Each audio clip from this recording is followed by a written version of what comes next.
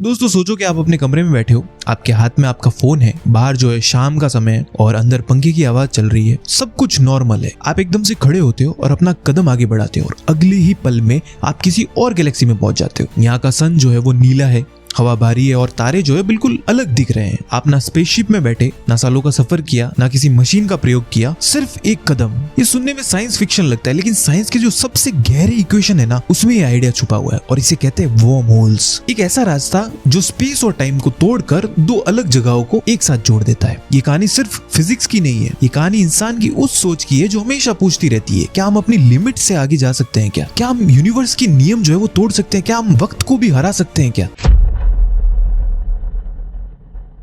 हमें बचपन से सिखाया गया है कि स्पेस जो है वो खाली होता है और टाइम जो है वो सीधी लाइन में चलता है, लेकिन हकीकत तो ये है कि स्पेस और टाइम ये दोनों कोई अलग अलग चीजें नहीं है, ये दोनों मिलकर ही एक चीज बनाते हैं जिसे हम स्पेस टाइम कहते हैं। एल्बर्ट आइंस्टाइन ने दुनिया को बताया कि ग्रेविटी जो है ना वो कोई इनविजिबल पावर नहीं है, वो तो स्पेस और टाइम का बैंड होना है। जैसे एक बड़ी सी बेडशीट फैला के आप उसके बीच में एक फुटबॉल रख दो तो वो जो बेडशीट है ना वो अंदर की तरफ धंस जाएगी। अब सोचिए कि वो जो बॉल है ना वो हमारा सन है और जो बेडशीट है ना वो स्पेस टाइम है, तो जो सन है ना वो स्पेस टाइम को ऐसे ही बेंड कर देता है और इसी बेंड के कारण प्लेनेट जो है वो अपनी ऑर्बिट में चक्कर लगाते हैं। अब सोचिए कि अगर स्पेस टाइम बेंड हो सकता है तो क्या वो फोल्ड भी हो सकता है क्या? और अगर फोल्ड हो जाए तो क्या दो बहुत दूर के पॉइंट्स एक साथ बहुत पास आ सकते हैं क्या? और यहीं से वर्म होल का कॉन्सेप्ट पैदा होता है, एक ऐसा कॉन्सेप्ट जो यूनिवर्स के लाखों सालों के सफर को एक पल में तय करवा सकता है। एक एग्जांपल से समझते हैं। सोचिए कि एक चींटी है जो एक कागज पर चल रही है, तो अगर उसको एक पॉइंट से दूसरे पॉइंट पे जाना है तो पूरा कागज उसे पार करना पड़ेगा, और अगर हम उस कागज के दोनों कोने मोड़ दे तो चींटी के लिए वही सफर बहुत छोटा हो जाएगा। अब उस चींटी को नहीं पता कि कागज मुड़ा है या कुछ हुआ है, उसे तो बस इतना पता है कि अचानक रास्ता एकदम कम हो गया है। वर्म होल भी कुछ इस तरह से ही काम करते हैं। यूनिवर्स जब फोल्ड होता है ना दोस्तों, तो डिस्टेंस का मतलब ही चेंज हो जाते हैं और हम उस चींटी की तरह ही हैं जो स्पेस में ट्रेवल कर रहे हैं और हमें पता ही नहीं है कि यूनिवर्स जो है वो अपने आप को कैसे मोड़ रहा है। 1935 में एल्बर्ट आइंस्टाइन और नेथन रोजन ने एक पेपर लिखा जिसमें उन्होंने एक अजीब से स्ट्रक्चर का जिक्र किया। इसे बाद में जाके आइंस्टाइन रोजन ब्रिज कहा गया। ये एक थ्योरेटिकल टनल है जो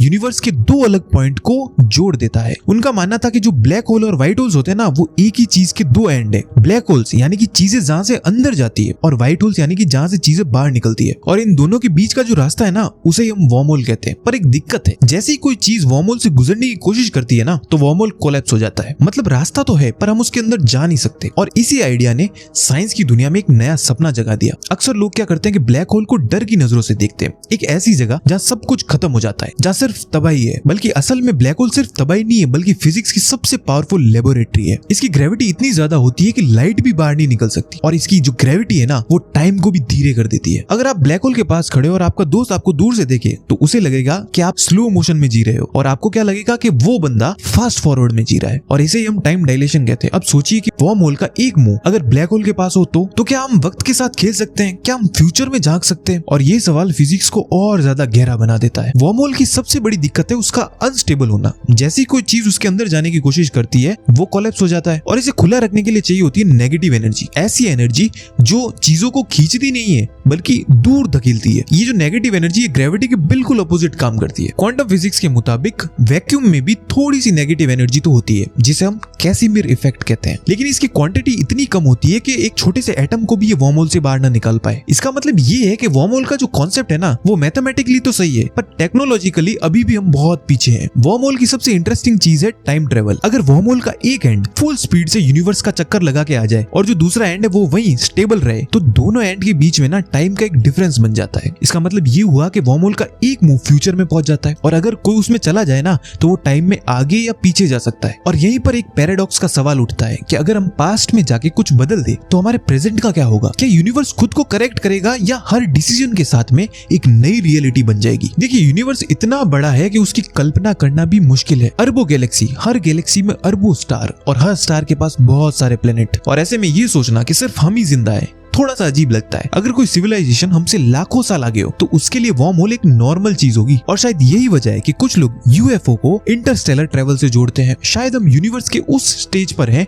जहां बच्चे चलना सीख रहे होते हैं और जो बाकी सिविलाइजेशन है ना वो तो दौड़ना भी सीख चुकी है। आज की साइंस के मुताबिक वर्म होल को बनाना एकदम इम्पॉसिबल है, क्योंकि उसको बनाने के लिए जितनी एनर्जी चाहिए होती ना वो पूरी एक गैलेक्सी की बराबर हो सकती है। हमें ग्रेविटी को कंट्रोल करना होगा, स्पेस टाइम को मैनिपुलेट करना होगा और नेगेटिव एनर्जी को स्टेबल बनाना होगा, और ये सब कुछ आज इम्पॉसिबल लगता है। लेकिन एक टाइम ऐसा था जब बिजली, रेडियो और टेलीविजन ये सब भी इम्पॉसिबल लगते थे। देखिए साइंस जो है वो धीरे चलती है, लेकिन जब चलती है ना तो पूरी दुनिया पलट देती है। वर्म होल सिर्फ एक साइंटिफिक थ्योरी नहीं है, ये इंसानों की सोच का एक रिफ्लेक्शन है। हम हमेशा लिमिट्स को क्रॉस करना चाहते हैं, हमें हमेशा जवाब चाहिए होता है कि हम कौन है और हम यहाँ क्यों है। वर्म होल हमें सिखाता है कि इंसान जो है ना वो सिर्फ जीने के लिए नहीं बना है बल्कि समझने के लिए बना है। और हर रात जब हम आसमान की तरफ देख रहे होते हैं ना तो हम अपने ही सवालों को देख रहे होते हैं आसमान में। हो सकता है कि वर्म होल कभी हमें मिले या शायद ना भी मिले, लेकिन उसका आइडिया हमें ये सिखाता है कि यूनिवर्स कितना बड़ा, गहरा और रहस्यमयी है। सवाल ये नहीं है कि क्या हम वर्म होल बना पाएंगे या नहीं, बल्कि सवाल ये है कि जब हमें मौका मिलेगा तो क्या हम वर्म होल का सही इस्तेमाल करेंगे। क्योंकि हर दरवाजा खोलना जरूरी नहीं होता, लेकिन हर दरवाजा हमें अपनी लिमिट बता देता है। और शायद वर्म होल भी वही है, एक रास्ता नहीं बल्कि एक आईना